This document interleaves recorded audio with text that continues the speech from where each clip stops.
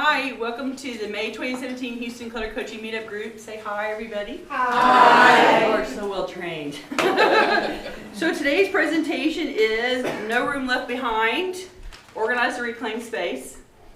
And we're going to talk about all the little places that grow by creeping in your house. So imagine yourself at the end of the day, and you pull into the driveway after you've been at work the whole day, right? Now what's the first thing you do? You pull up and you get out of the car and you start grabbing all the stuff in the car that has to go in the house, right? So maybe you've been at work, maybe you've been shopping, and you wander into the house, and after you have a little fight with the key and the stuff in your hand, you get in the house. And the first thing that happens is you start to shed, right? Maybe you went by the mailbox on the way, and you've got mail in your hand too, and so you go down the hall and the mail goes onto the hall table and the bags go into the floor. Or maybe they go onto the coffee table and they go into the floor in the kitchen. Or maybe they go back to the bedroom and they go at the end of the bed. Depending on where you've been shopping. If you've been shopping at Penny's, you're probably trying to aim for your closet, right? But those things start to come off of your body as fast as you come in the house.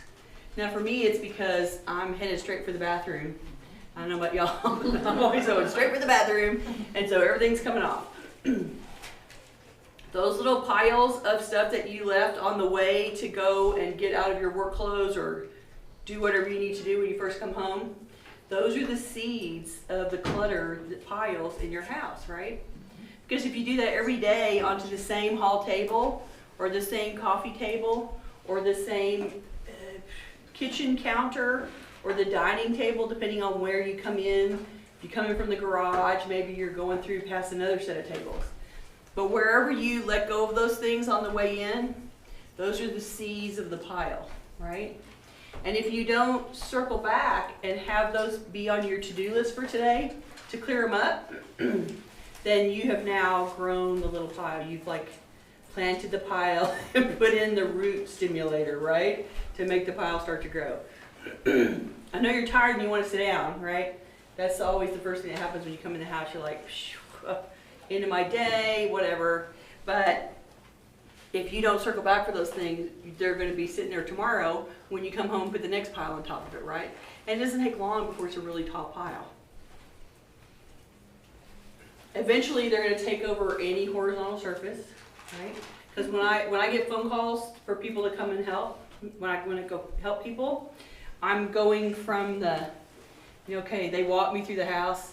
Well, this is covered, and that table, we've moved to this table, now that one's covered, and this piece of the kitchen is covered now, and that corner or that half of the dining table is covered, and here in the bedroom, these 3 tables are covered, and this chair is full, and we just keep rolling through, finding the next horizontal place to sit stuff down, right? And so if you continue to delay the process, you just sort of spread it like a little ocean of stuff all through the house, right? And it's all delayed decision. And she's laughing already. That's a good sign. As you cover those horizontal surfaces, you're surrendering living space, right? You're giving up functionality in the house. You're giving up living space as you go. And so the longer you go along, the more parts of the house you're surrendering to the stuff. So think about all the places that you nest in your home. And what I mean by this is, these are the places that you sit and relax in the house. Like my place is, I sit in the den where the television is, and there's a love seat, and that's my seat. And so there's stuff on the table, and there's stuff on the coffee table. I have a footstool that holds stuff inside. I sit on the laptop there, I look at my mail there, I talk on the phone there. I do all sorts of stuff right there. So I have an office, which is fine, and I do all the stuff in the office, but that's my nesting space, right? Where I'm sitting there going type, type, type, type while I'm looking at the TV, right? We all have spaces like that. My dad has a command post on the second floor in front of the television. It's a recliner, right? And he's got 2 tables, one on each side, and they always have stuff on them, right? You have a place, sometimes it's the bedroom.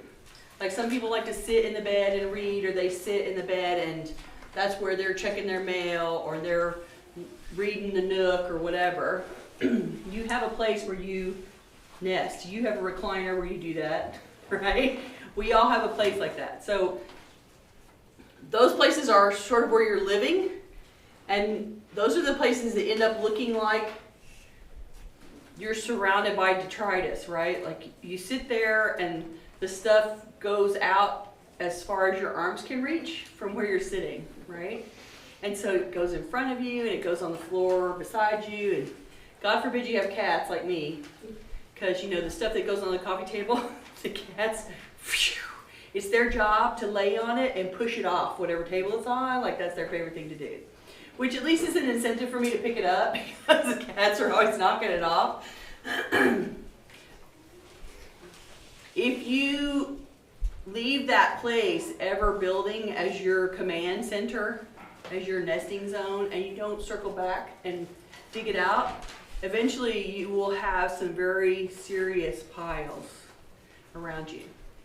So Penny tells a story on her husband, who is now passed, that he used to sit in his recliner and watch the television, and he was really bad about, yeah, this is trash, and his arm sort of went like this, and he just sort of let go of it in midair, and wherever it landed was the trash pile. And after fighting with him for many years, she went out and bought a really big trash can and put it right beside the recliner.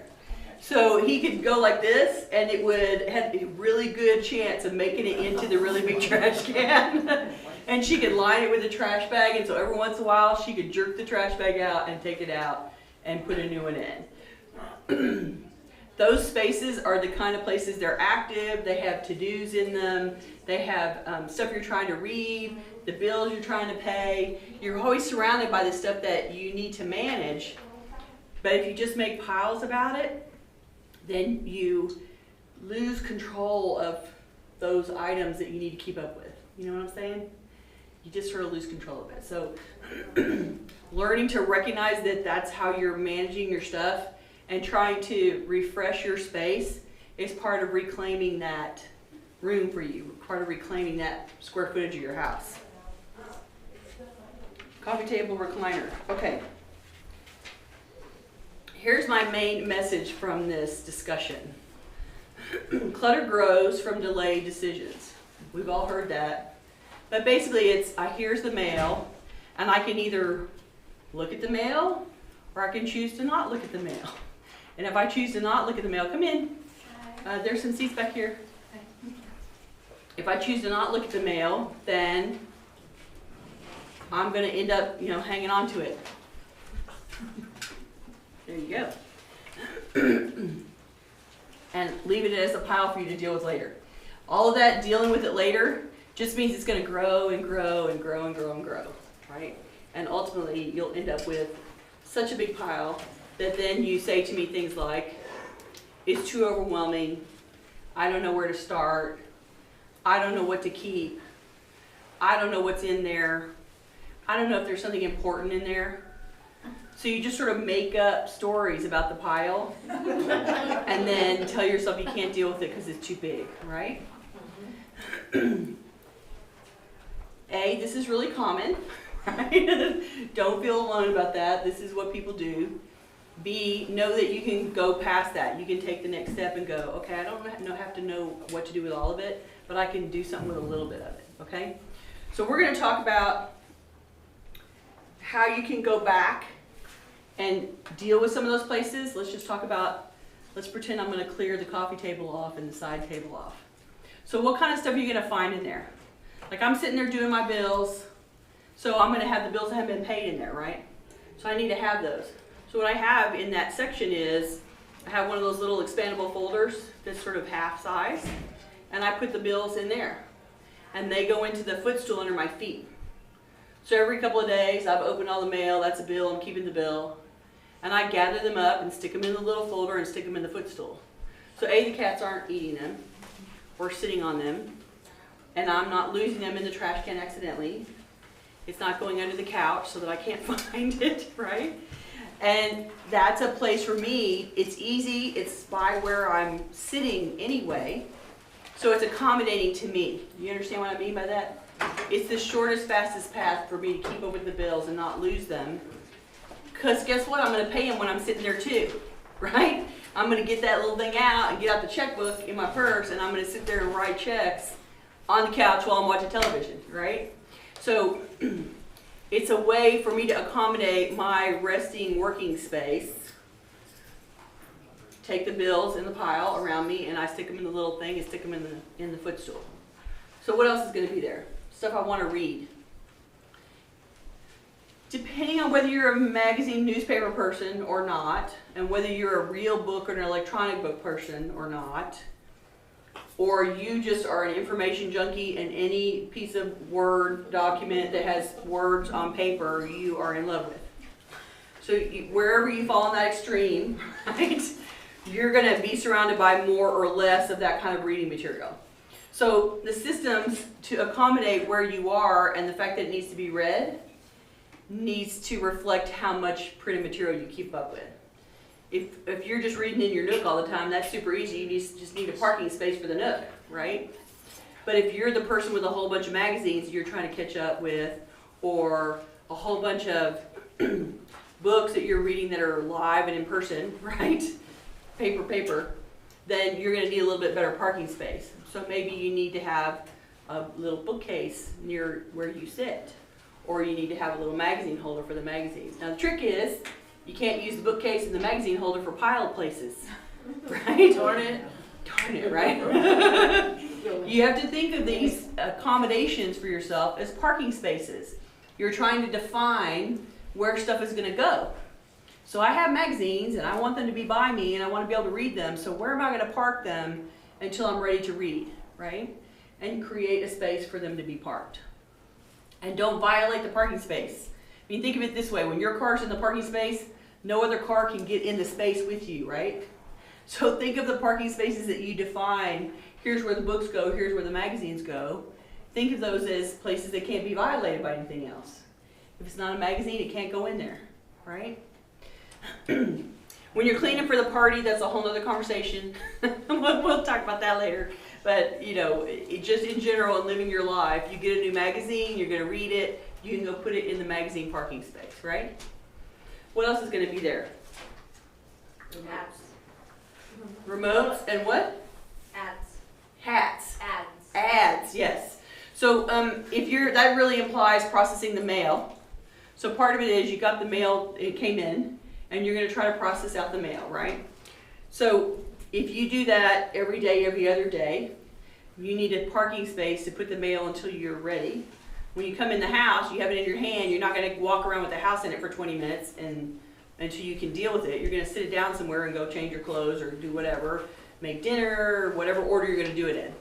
But when you go back to the mail, you need to go back to a place where you park the mail and pick up the mail process, blah, blah, blah, blah, right?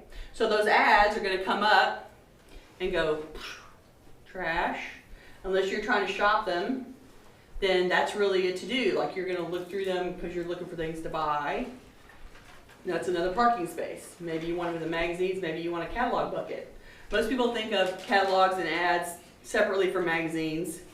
One's reading, one's shopping. So you're going to sort of approach them and deal with them in two different ways. So you might want to separate them. Maybe you get a magazine holder that has two sides. One for the magazines, one for the catalogs. Whatever works for you. And can you keep all of the catalogs that ever come to you ever? No, right? Because you're sitting on them. I mean, you could, but then you got to pay me to come and take them out, right? So part of what you're trying to do is create parking spaces that hold a reasonable amount and then trigger you to do something with them, to circulate them, right? Well, the beauty is you always get another catalog. Right? You never run out. There's a fresh supply all the time, right? Exactly. So part of designing a parking space for, I'm sitting on the couch and I want things around me that I'm going to deal with here.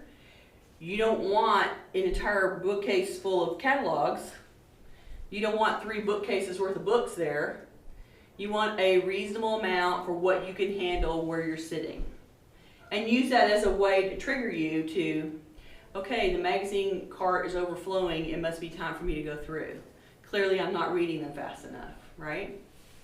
She's laughing. That's never, when they do this, it's never a good sign. Yeah, see, I have been in your house, even though it wasn't actually your house. I have seen it all already. Okay, so any of those little piles, so we're talking about magazines and mail and catalogs and remotes. We talked about the remotes. That's another one, like you lose the remotes. Yes, the remotes sit by me. So you need something to hold them. You need a crisper. You need a crisper for the remotes. Something you stack the remotes in, nothing else goes in. A what? I didn't know what a crisper was. Well, we laugh about the crisper. We have a camera crisper, we have remote crisper. Basically, it's like the place to put the little thing, right? Okay. So you need a remote crisper that will hold the remotes. It's named after the Tupperware lettuce crisper. There you go. Does that I help? think you keep your lettuce in, they call it crisper. To keep it crisp. You want the remotes to be crisp, right? But really, it's the definition of the container that is designed for one thing, right? So the lettuce crisper is for the lettuce and nothing else. You don't put the tomatoes in with the lettuce.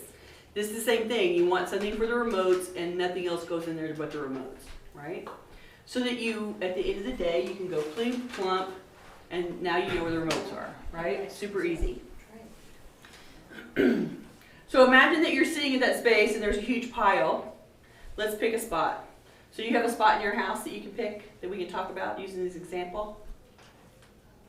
The whole house. So how about a table in the house? Like, let's think about a table. The dining room table. The dining room table, okay, so cool. So we pick the spot, so you pick your own spot and think about one space, okay? Any place where the clutter habitually gathers, right? So that's the dining table, okay. So let's talk about what you think is resting on the table right now. Oh, I know. Okay, tell me, give me the There's a rundown. computer and 500 pencils and pens. Okay, And several cards that have been there for 2 years that I was going to mail to people. so they're blank cards or they're already addressed cards? Oh, no, they're not addressed. Okay, so blank cards and pencils and the computer, okay? And then lots of just paper and tissue paper and, So tissue paper to wrap presents in? Okay. because it can't go in the closet where it belongs. It doesn't like it. It doesn't like it in the closet, it's too dark in there. So it stays on the table. And probably some journals that people give me, I don't know why. Blanks? Oh, yes. Okay. And then there's probably another group of pen and pencils. So you're like going down the layers, aren't you, in your head? Okay, And okay. then there's notes and, there's people's cards and doctor's cards for when I have the next appointment. But I can't ever find them, so I have to look them up anyway. Right. And So is this place a place that you sit and work on the computer while you're sitting there? So this is your little nesting place in the dining room to be on the computer, but it is. But it's where, is it a laptop or a desktop? Oh, a laptop. Okay, but that's your, this is my in-the-house comfortable chair and table to work at. No, I put an uncomfortable chair there so that Does it help at all that it's uncomfortable? I put pillows on it. It's true. Okay, so first of all, let me say, do you guys recognize yourself in this tale? Yeah. Right, okay. So you said a whole bunch of things here, so we're gonna go through them, okay?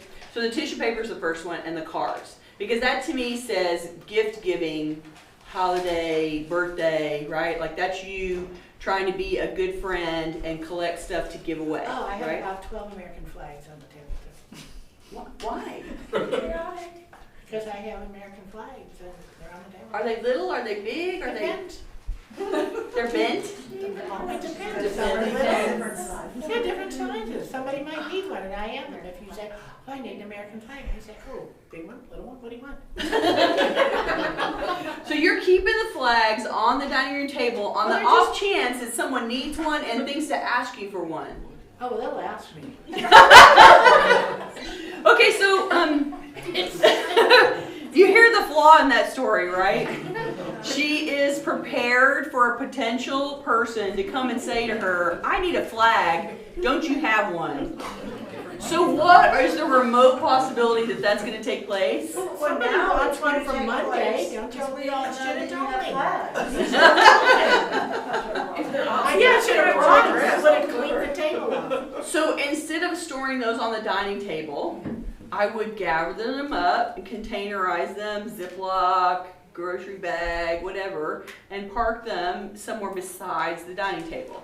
Like that is sort of a gift that you intend to give away, along with the tissue paper and the cards.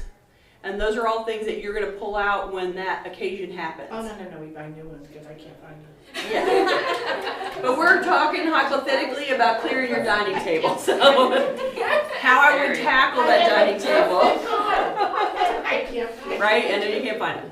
But if you wanted to clear the dining table off, that is something that we would do. We would go through and pluck all those flags out and put them all together so they're not floating around separately. And we would go park that bag of flags somewhere else. Don't ask me that question yet. We'll figure it out in a minute. Then the tissues and the cards, it sounds like they have a space already in the closet. They do. And so, but we need to go park them there. And in our hypothetical clearing of your table, we're gonna go put them back. Give me a chest. Okay. Okay, so then whenever anybody has 500 pencils and pens, the pencils work forever, right? Because like the lead always works. But the pens dry up, and somehow people don't want to spend 5 minutes to mark and see how many of them are dead. So they just keep putting them back in the cup. They just keep adding them to the cup, right? And then you get this huge amount of things. So I would pull, so 500 on one layer, 500 on another layer, right? So I would go hunting for all of those pens and pull them all out, separate them. Here's the pencils, I don't have to test them. Here's the pens, I'm going to test whether they write or they don't write, so I can throw away the ones that don't write. And then I'm going to look at what's left and I'm going to go, do I really like all these pens and pencils? Because you know you have a favorite, right? Everybody has their favorite kind of pencil. I like clicky ones, I like number 2s. Everybody has their favorite kind of pen. And when I ask clients that, they immediately say to me, I like the ones that clip. I like the ones that are gel. I like you know what you like. So all the rest of them that you're keeping, that you're never going to pick up because you don't like, out they go, right? Don't keep the ones that you don't like. And you don't have to throw them out, but you can, donate them. Who wants them?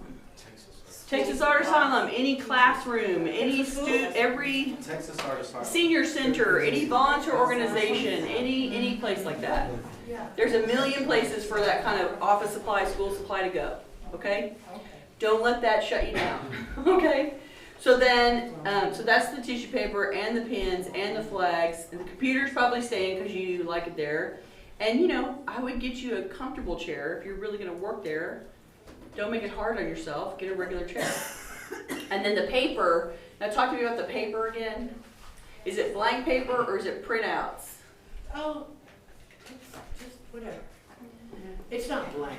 So it's like mail collection? No, I don't collect mail. Okay, so maybe it's, regular prints from the computers and things, right? I do. I throw mail. Good, yay, right? Because it would be worse, right? Awesome. So then I guess the question was, I would pull all that paper together that's there and flip through it and see why you printed it, why it's there. Because it's likely that some of those things are things that you want to file, and they just never went the next step to the filing cabinet, right? And some of them you printed out and you were reading or whatever, and now it's time to throw them away. So you can deconstruct what's in your nest, what's in your little clutter mound, by picking it apart and finding out what's there and why. Ask yourself, I'll come back to you. Ask yourself what is there and what you're doing with it there, and do you still need it there or not? Does it make sense for it to be there or not? Is it really trash? Is it really a supply? Can it live somewhere else? And then recognize that that's where she sits at the computer and works, right? We all have our little spaces, so you need to make that space work for you. Like instead of all the pens all over, maybe you need to give yourself a cup. Put the pens in the cup. And every couple of days, you got to go clean the nest, right? You got baby birds coming, you got to clean for the new baby birds. Whatever metaphor works for you, but cleaning that area out and resetting it and putting the pens back in the cup that you've been pulling out for 3 days and putting the papers off to the file cabinet and putting the flags back in the closet, whatever you're doing with the flags. Resetting those spaces is part of you staying on top of it. Do you have to do it every time you sit down or 24/7 or constantly? No. But every once in a while, you gotta go, circulate it and reset everything. That's the maintenance part of decluttering, right? Once you figure out where stuff goes, then you go put it back occasionally. And the longer that you wait between times, the more time it takes you to reset, and the more annoyed you are, right? This is the trick. You want to do it more frequently so that it takes less time and it pisses you off less, right? Because if you save the laundry until you're doing laundry, after 3 weeks of clothes, and you have to spend 2.5 days doing laundry to get all the way through, you are really, really mad about the laundry at the end, right? It applies the same way to this stuff, okay? Who else wants to talk to me about a space? Oh, you had a question, I'm sorry. No, I didn't. No, she did, behind you. Oh, sorry. Hi. Hi. No, I was just asking about the paper, because my issue is, and I think it's hereditary, just keeping paper just in case. I don't want to shred it. I don't know if I'll need it eventually for some reason. I just can't give up the paper so they pile. So can anybody relate? Okay. And that is something that you can learn to climb over, right? So part of it is getting educated about what you do need to keep and what you don't need to keep, right? Could you repeat the question to them? Oh yeah, she was talking about she doesn't know what to do with the paper. She's afraid to let go of the paper. It makes her uncomfortable to let go of the paper. So she keeps it all. So you said it was hereditary because? My mom used to keep books and papers and everything. Okay. All the time. Right. Okay, and so has your mom passed? No. No, she's still here. Okay. But so while you were living with your mother, she kept all her paper. Yeah, we throw it away secretly. Oh. She would have noticed. Right? She would notice. Okay, so throwing away paper when the mom wasn't looking. So maybe you've seeded some of your own fear, right? Like you guys were sneaking around throwing away your mom's paper, and now you're afraid somebody's going to sneak around and throw away your own paper. So the thing about paper is, and we've had this conversation a million times in here, there are rules about different kinds of paper that it's prudent for you to keep and things you don't have to worry about keeping.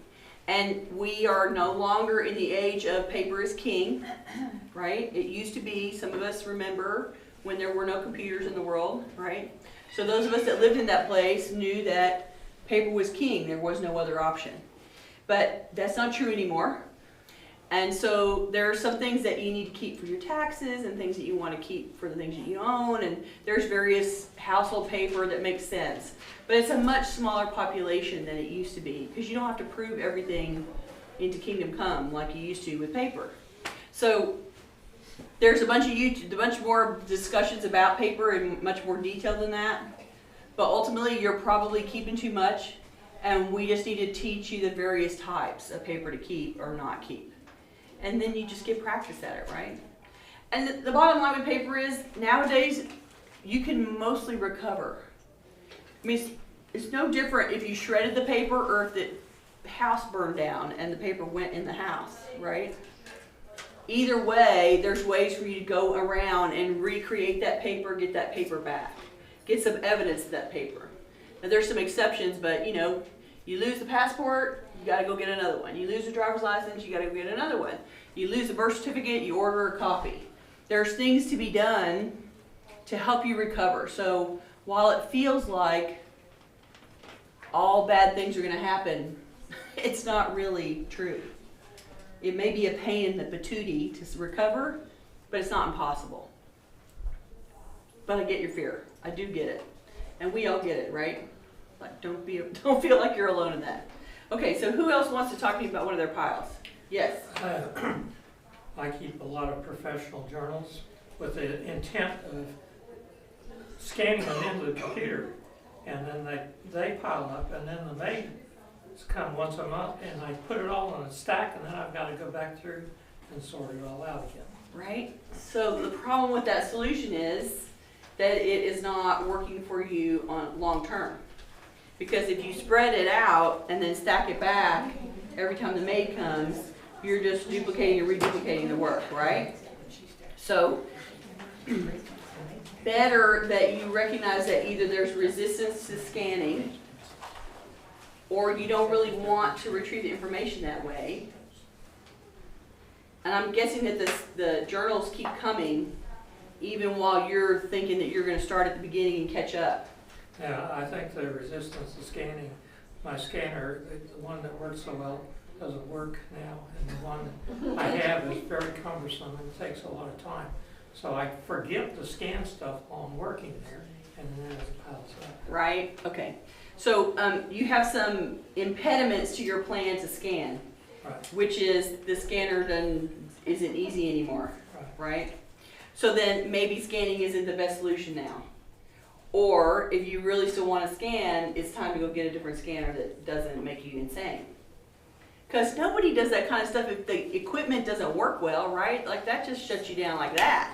If you have to like really work and slog at it, to like scanning is boring enough without having to work really hard at it, right? So, don't make it hard for yourself. And rethink, like, have you been getting along without the scanning? no, I'm still doing scanning, I'm just not keeping up. All right, well, so then you need to adjust your equipment to keep up with your volume. And if that's really how you want to manage your journals, then that's worth the money to make it easy and reduce your resistance to the process, right? Yeah. Okay, yes ma'am. Okay, so I taught for 25 years in a school and had all these. Thank you for your service. Anyway, I have all this stuff that I've had since college, and I continue to work in the same field.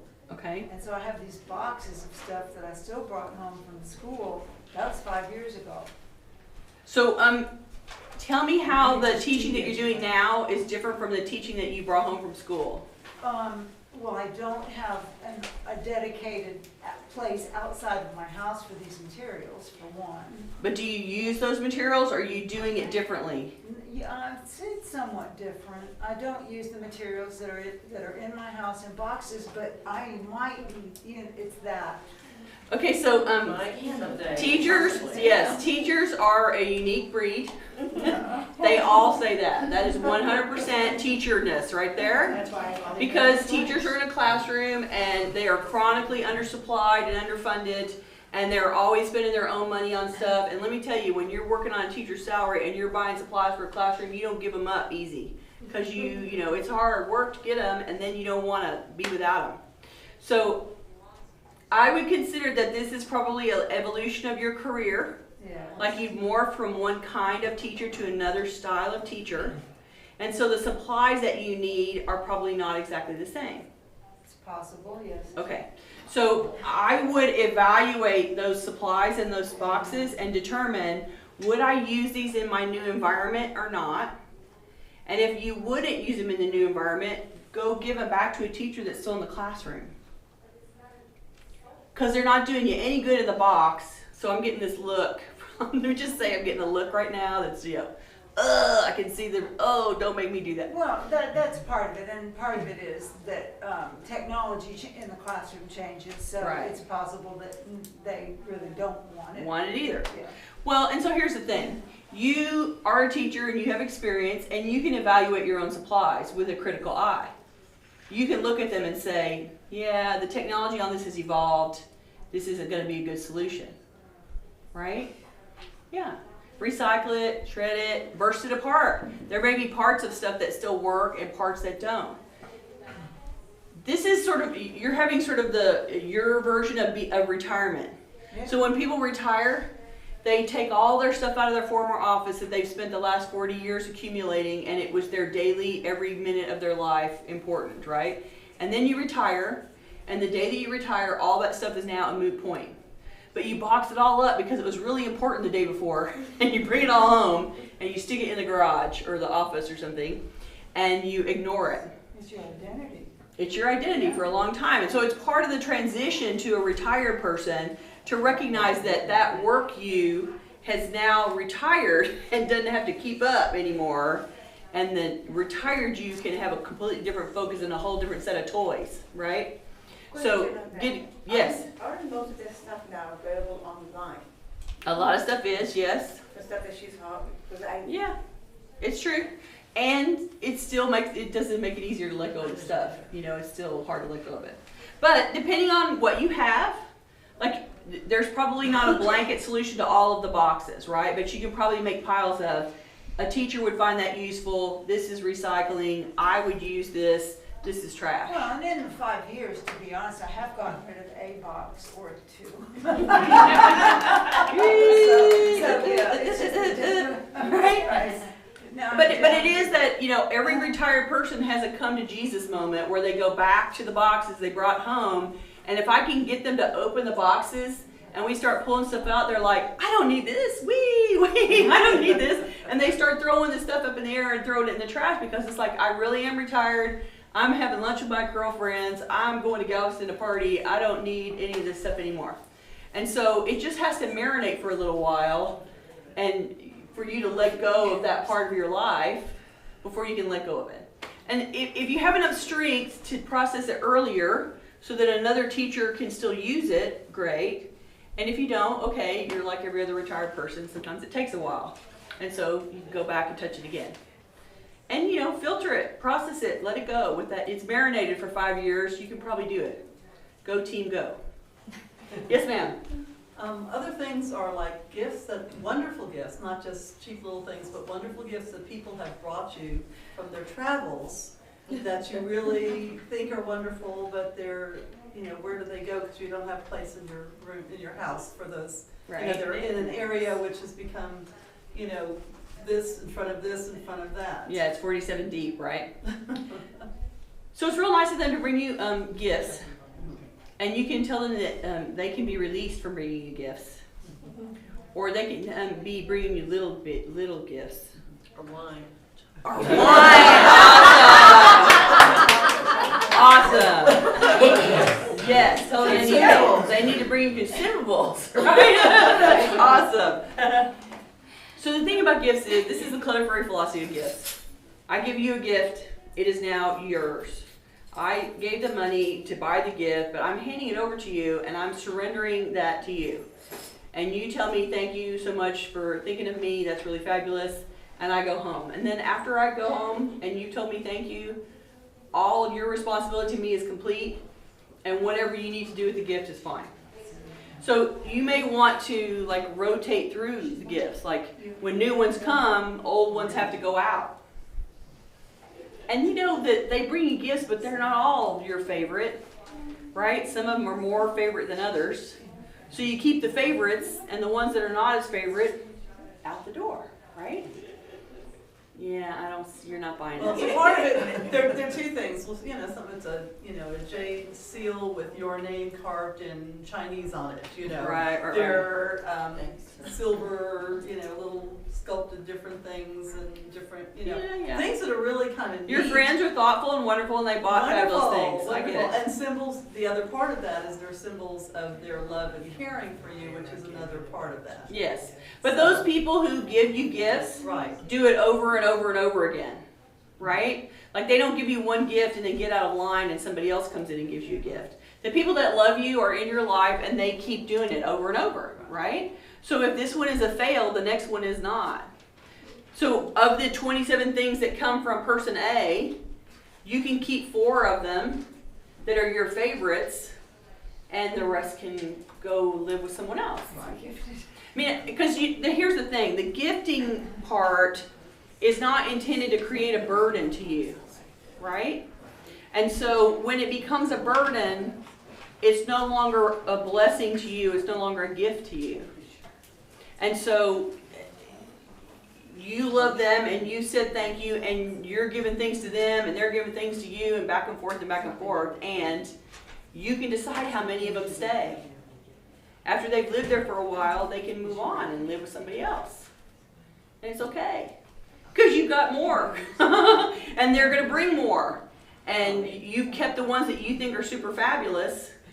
You see what I'm saying? Yes. Like you can sort of prioritize and grade the collection according to what's the super most fabulous ones and let the rest of them go live with someone else. Okay? Okay. Yes, ma'am. Piles of DVDs and CDs that are not very well named. That are not very well named. So DVDs that are not named, what does that mean? They're just, I don't know what they are. No label. No label. Oh, gotcha, okay, so they're ones that you recorded or somebody recorded, burned directly, and you don't know what they are, and, Look at plan. so, unless, I'm guessing that you don't wanna watch them or play them because it's a big project. I haven't. I've set them aside to play them, and then I don't. And then you don't. So what that says to me is that, you're not playing them because the time that you think it's gonna take to do that is not a priority, it's not how you wanna spend your time. Right.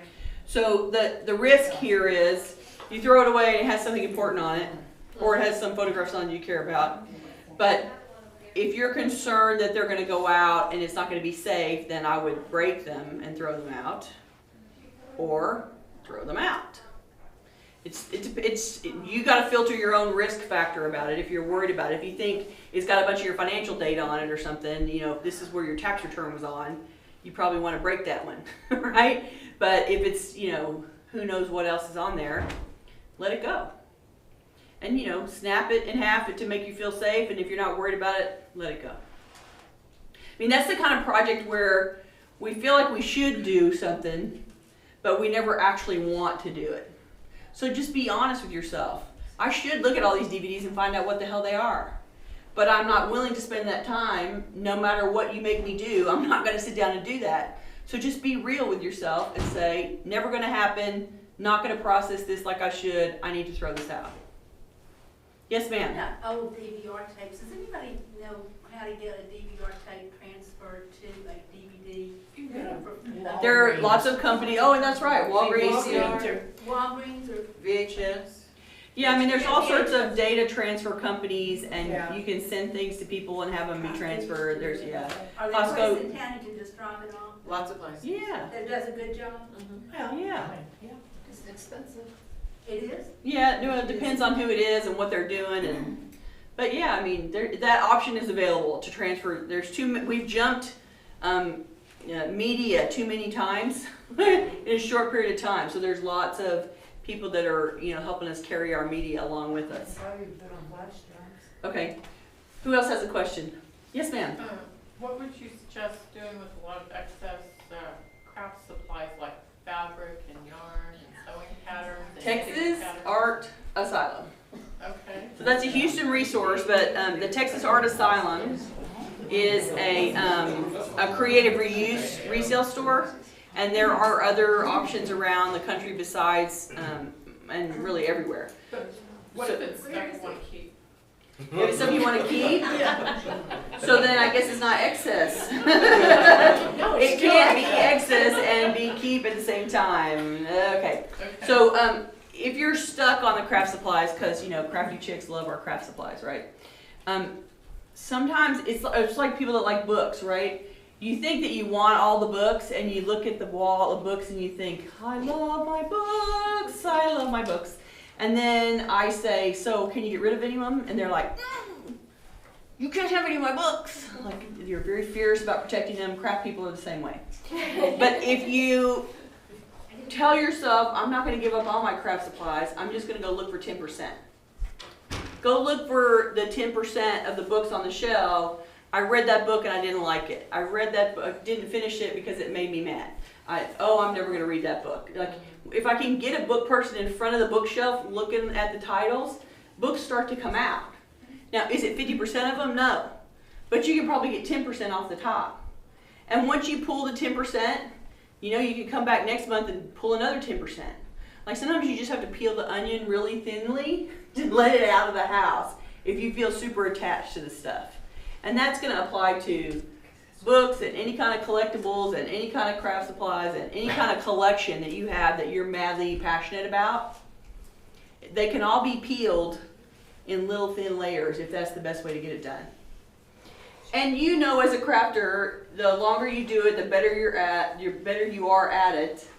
The materials you bought at the beginning, you would never use again because they're not good enough, right? Like, as you evolve, the old stuff that you bought at Hobby Lobby ain't good enough, and now you got to buy the real expensive stuff.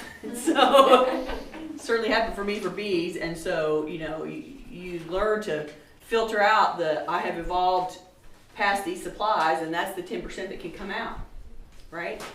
Yes, ma'am. Old printers, electronics, computers, cords, all that kind of junk. Yeah.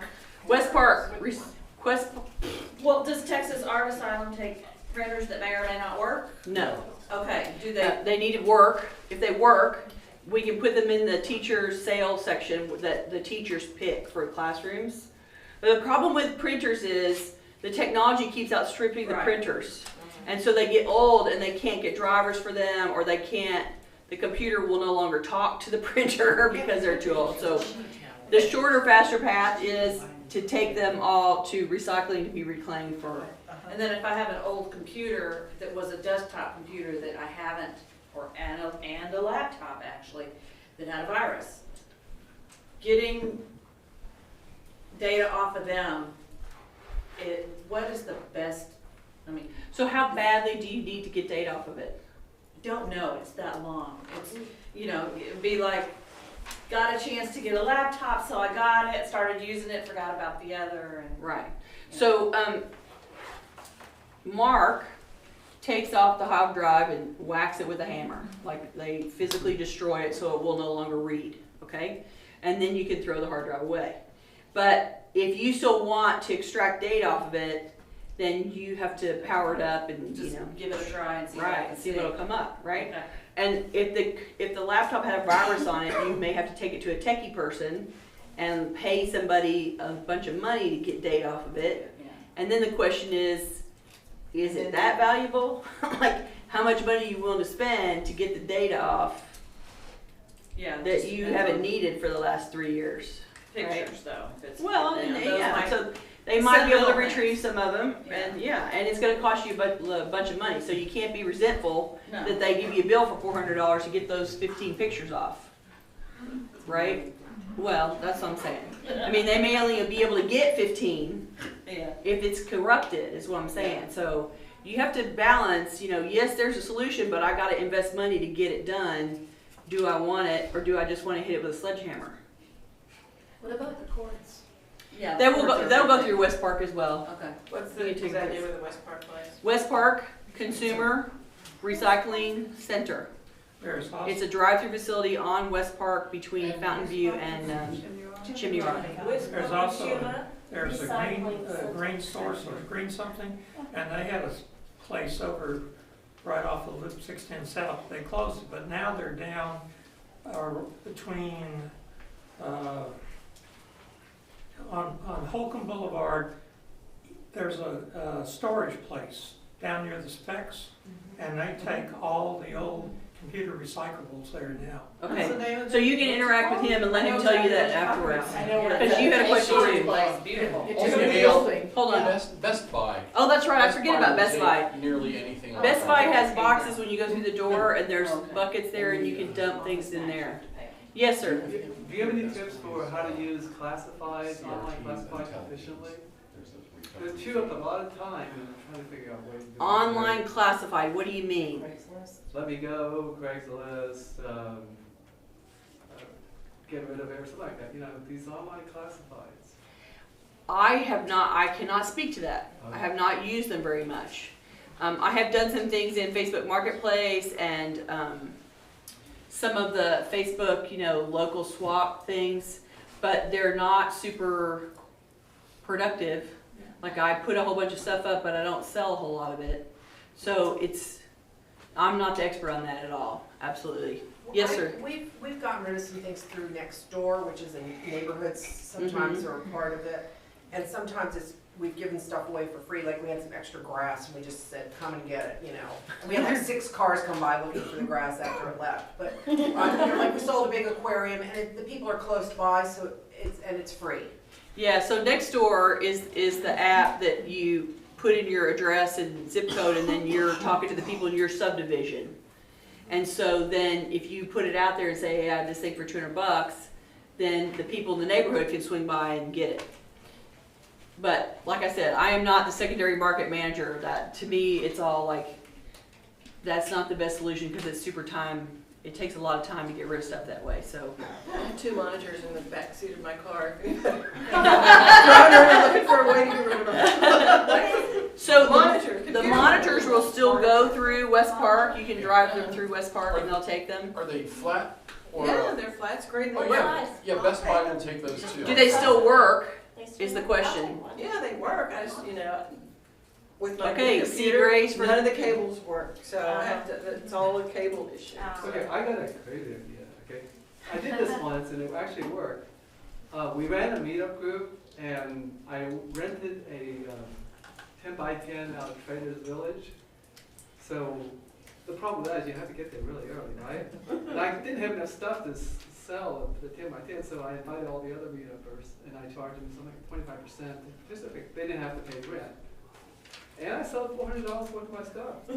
Okay, and I netted 400, considering all my stuff that was sold. So you got enough people. If everybody just sat there and says, let's just go up there and have a big party. That makes me panic just thinking about it. Okay, so he's suggesting that that you get together with all your friends and go rent a space at Trader Village, and everybody brings their stuff, and then you collectively get to sell it all at one time. So that's like an indoor, air-conditioned, high quality garage sale. That would be much more pleasant than being in your yard in May, right? So it might be a good solution. I'll let you guys talk about that. And it is 8 o'clock, so I'm going to stop, but thank you for coming. I appreciate it, and we will see you next time. Bye.